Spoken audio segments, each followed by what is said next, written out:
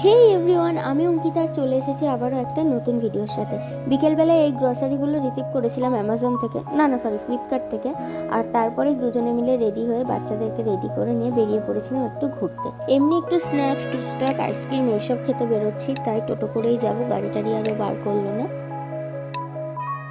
আজ first time এই role আইসক্রিমগুলো try করলাম, ওরা সামনেই বানিয়ে দিল। এটা আমার ফার্স্ট এক্সপিরিয়েন্স ছিল, খেতেও বেশ ভালোই লেগেছে। তো প্রথমে নিয়েছিলাম স্ট্রবেরি ফ্লেভার, মিষ্টির ফেভারিট, আর তারপরে নিয়েছিলাম ম্যাঙ্গো ফ্লেভার। দুটোই খেতে জাস্ট ওয়াও ছিল। প্রসেসিংটাও বেশ লেন্দি, আর যেহেতু সামনেই এরকম লাইভ একটা আইসক্রিম হওয়া দেখছিল, তো বাচ্চারাও এই ব্যাপারটা বেশ ভালোই দেখলাম এনজয় করছিল।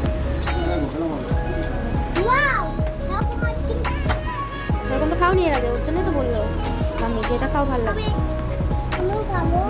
খাবে দাদি দাদি নেই বাইরে। দাদি কোথায়? কিন্তু আমার আইসক্রিমটা বানিয়ে দেবে? দেবে তো।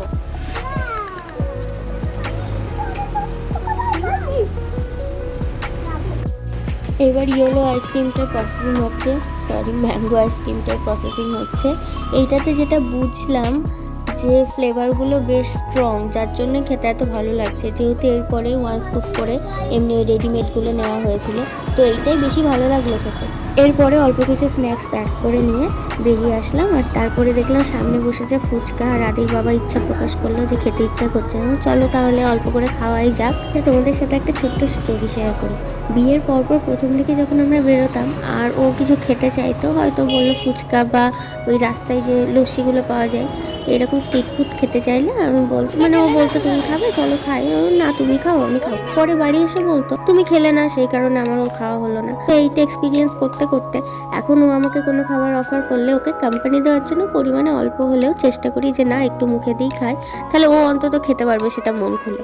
তো যাই হোক, এই ছিল আজকের ভিডিওটা কেমন লাগলো জানিও। যদি ভালো লাগে অবশ্যই একটা সাবস্ক্রাইব করে দিও। Thank you very much for watching. আর এই যে পুচকু একদম নাক ডাকিয়ে ভাত ঘুম দিচ্ছে।